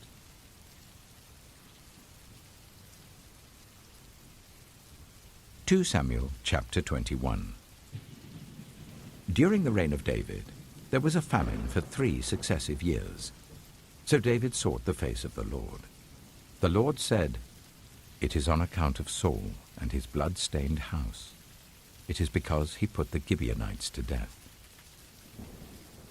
The king summoned the Gibeonites and spoke to them. Now the Gibeonites were not a part of Israel, but were survivors of the Amorites. The Israelites had sworn to spare them, but Saul, in his zeal for Israel and Judah, had tried to annihilate them. David asked the Gibeonites, "What shall I do for you? How shall I make atonement so that you will bless the Lord's inheritance?" The Gibeonites answered him, "We have no right to demand silver or gold from Saul or his family, nor do we have the right to put anyone in Israel to death. What do you want me to do for you?" David asked. They answered the king, "As for the man who destroyed us and plotted against us, so that we have been decimated and have no place anywhere in Israel, let 7 of his male descendants be given to us to be killed, and their bodies exposed before the Lord at Gibeah of Saul, the Lord's chosen one." So the king said, "I will give them to you." The king spared Mephibosheth, son of Jonathan, the son of Saul, because of the oath before the Lord between David and Jonathan, son of Saul. But the king took Armoni and Mephibosheth, the 2 sons of Aiah's daughter Rizpah, whom she had borne to Saul, together with the 5 sons of Saul's daughter Merab, whom she had borne to Adriel, son of Barzillai, the Maholathite. He handed them over to the Gibeonites, who killed them and exposed their bodies on a hill before the Lord. All 7 of them fell together. They were put to death during the first days of harvest, just as the barley harvest was beginning. Rizpah, daughter of Aiah, took sackcloth and spread it out for herself on a rock. From the beginning of the harvest till the rain poured down from the heavens on the bodies, she did not let the birds touch them by day or the wild animals by night. When David was told what Aiah's daughter Rizpah, Saul's concubine, had done, he went and took the bones of Saul and his son Jonathan from the citizens of Jabesh-Gilead. They had stolen their bodies from the public square at Bethshan, where the Philistines had hung them after they struck Saul down on Gilboa. David brought the bones of Saul and his son Jonathan from there, and the bones of those who had been killed and exposed were gathered up. They buried the bones of Saul and his son Jonathan in the tomb of Saul's father Kish at Zelah in Benjamin, and did everything the king commanded. After that, God answered prayer on behalf of the land. Once again, there was a battle between the Philistines and Israel. David went down with his men to fight against the Philistines, and he became exhausted. And Ish-bosheth, one of the descendants of Rapha, whose bronze spearhead weighed 300 shekels, and who was armed with a new sword, said he would kill David. But Abishai, son of Zeruiah, came to David's rescue. He struck the Philistine down and killed him. Then David's men swore to him, saying, "Never again will you go out with us in battle, so that the lamp of Israel will not be extinguished." In the course of time, there was another battle with the Philistines at Gob. At that time, Sibbecai, the Hushethite, killed Saph, one of the descendants of Rapha. In another battle with the Philistines at Gob, Elhanan, son of Jair, the Bethlehemite, killed the brother of Goliath, the Gittite, who had a spear with a shaft like a weaver's rod. In still another battle which took place at Gath, there was a huge man with 6 fingers on each hand and 6 toes on each foot, 24 in all. He also was descended from Rapha. When he taunted Israel, Jonathan, son of Shimeah, David's brother, killed him. There were 4 descendants of Rapha in Gath, and they fell at the hands of David and his men.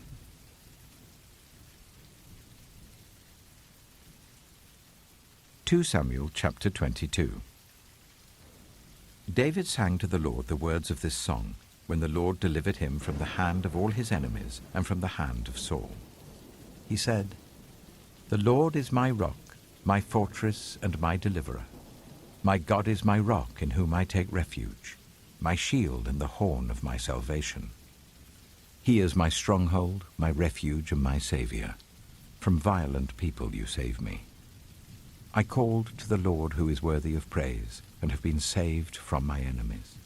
The waves of death swirled about me, the torrents of destruction overwhelmed me. The cords of the grave coiled around me, the snares of death confronted me. In my distress I called to the Lord. I called out to my God. From his temple he heard my voice. My cry came to his ears. The earth trembled and quaked. The foundations of the heavens shook. They trembled because he was angry. Smoke rose from his nostrils. Consuming fire came from his mouth. Burning coals blazed out of it. He parted the heavens and came down. Dark clouds were under his feet. He mounted the cherubim and flew. He soared on the wings of the wind. He made darkness his canopy around him, the dark rain clouds of the sky. Out of the brightness of his presence, bolts of lightning blazed forth. The Lord thundered from heaven. The voice of the Most High resounded. He shot his arrows and scattered the enemy. With great bolts of lightning he routed them. The valleys of the sea were exposed, and the foundations of the earth laid bare at the rebuke of the Lord, at the blast of breath from his nostrils. He reached down from on high and took hold of me. He drew me out of deep waters. He rescued me from my powerful enemy, from my foes who were too strong for me. They confronted me in the day of my disaster, but the Lord was my support. He brought me out into a spacious place. He rescued me because he delighted in me. The Lord has dealt with me according to my righteousness. According to the cleanness of my hands he has rewarded me. For I have kept the ways of the Lord. I am not guilty of turning from my God. All his laws are before me. I have not turned away from his decrees. I have been blameless before him and have kept myself from sin. The Lord has rewarded me according to my righteousness, according to my cleanness in his sight. To the faithful, you show yourself faithful. To the blameless you show yourself blameless. To the pure you show yourself pure. But to the devious you show yourself shrewd. You save the humble, but your eyes are on the haughty to bring them low. You, Lord, are my lamp. The Lord turns my darkness into light. With your help I can advance against a troop. With my God I can scale a wall. As for God, his way is perfect. The Lord's word is flawless. He shields all who take refuge in him. For who is God besides the Lord? And who is the rock except our God? It is God who arms me with strength and keeps my way secure. He makes my feet like the feet of a deer. He causes me to stand on the heights. He trains my hands for battle. My arms can bend a bow of bronze. You make your saving help my shield. Your help has made me great. You provide a broad path for my feet, so that my ankles do not give way. I pursued my enemies and crushed them. I did not turn back till they were destroyed. I crushed them completely, and they could not rise. They fell beneath my feet. You armed me with strength for battle. You humbled my adversaries before me. You made my enemies turn their backs in flight, and I destroyed my foes. They cried for help, but there was no one to save them. To the Lord, but he did not answer. I beat them as fine as the dust of the earth. I pounded and trampled them like mud in the streets. You have delivered me from the attacks of the peoples. You have preserved me as the head of nations. People I did not know now serve me. Foreigners cower before me. As soon as they hear of me, they obey me. They all lose heart. They come trembling from their strongholds. The Lord lives. Praise be to my rock. Exalted be my God, the rock, my Savior. He is the God who avenges me, who puts the nations under me, who sets me free from my enemies. You exalted me above my foes. From a violent man you rescued me. Therefore I will praise you, Lord, among the nations. I will sing the praises of your name. He gives his king great victories. He shows unfailing kindness to his anointed, to David and his descendants forever.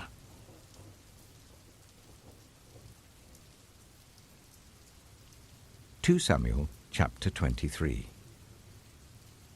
These are the last words of David.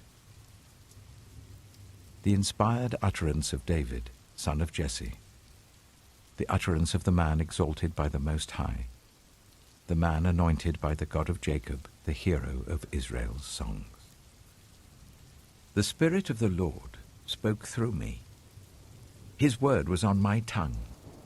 The God of Israel spoke. The Rock of Israel said to me, when one rules over people in righteousness, when he rules in the fear of God, he is like the light of morning at sunrise on a cloudless morning, like the brightness after rain that brings grass from the earth. If my house were not right with God, surely he would not have made with me an everlasting covenant, arranged and secured in every part. Surely he would not bring to fruition my salvation and grant me my every desire. But evil men are all to be cast aside like thorns, which are not gathered with the hand. Whoever touches thorns uses a tool of iron or the shaft of a spear. They are burned up where they lie. These are the names of David's mighty warriors. Ish-bosheth, a Tahkemonite, was chief of the three. He raised his spear against 800 men whom he killed in one encounter. Next to him was Eleazar, son of Dodai the Ahohite. As one of the three mighty warriors, he was with David when they taunted the Philistines gathered at Pasdammim for battle. Then the Israelites retreated, but Eleazar stood his ground and struck down the Philistines till his hand grew tired and froze to the sword. The Lord brought about a great victory that day. The troops returned to Eleazar, but only to strip the dead. Next to him was Shammah, son of Agi, the Hararite. When the Philistines banded together at a place where there was a field full of lentils, Israel's troops fled from them. But Shammah took his stand in the middle of the field. He defended it and struck the Philistines down, and the Lord brought about a great victory. During harvest time, 3 of the 30 chief warriors came down to David at the cave of Adullam, while a band of Philistines were encamped in the valley of Rephaim. At that time, David was in the stronghold, and the Philistine garrison was at Bethlehem. David longed for water, and said, "Oh, that someone would get me a drink of water from the well near the gate of Bethlehem." So the 3 mighty warriors broke through the Philistine lines, drew water from the well near the gate of Bethlehem, and carried it back to David. But he refused to drink it. Instead, he poured it out before the Lord. "Far be it from me, Lord, to do this," he said. "Is it not the blood of men who went at the risk of their lives?" And David would not drink it. Such were the exploits of the 3 mighty warriors. Abishai, the brother of Joab, son of Zeruiah, was chief of the 3. He raised his spear against 300 men, whom he killed, and so he became as famous as the 3. Was he not held in greater honor than the 3? He became their commander, even though he was not included among them. Benaiah, son of Jehoiada, a valiant fighter from Kabzeel, performed great exploits. He struck down Moab's 2 mightiest warriors. He also went down into a pit on a snowy day and killed a lion. And he struck down a huge Egyptian. Although the Egyptian had a spear in his hand, Benaiah went against him with a club. He snatched the spear from the Egyptian's hand and killed him with his own spear. Such were the exploits of Benaiah, son of Jehoiada. He too was as famous as the 3 mighty warriors. He was held in greater honor than any of the 30, but he was not included among the 3. And David put him in charge of his bodyguard.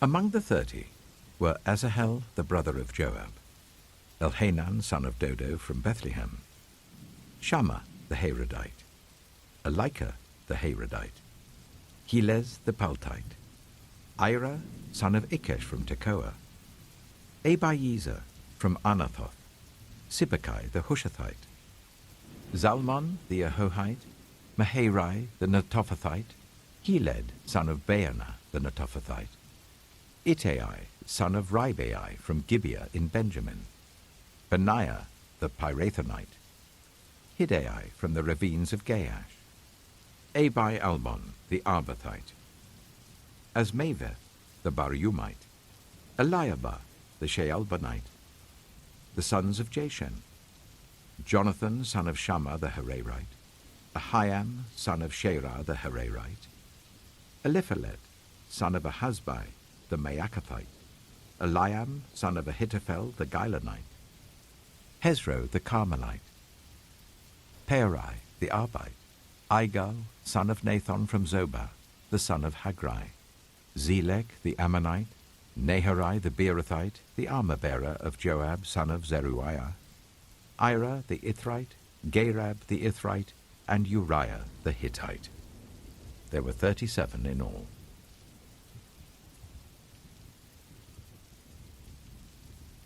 Samuel chapter 24.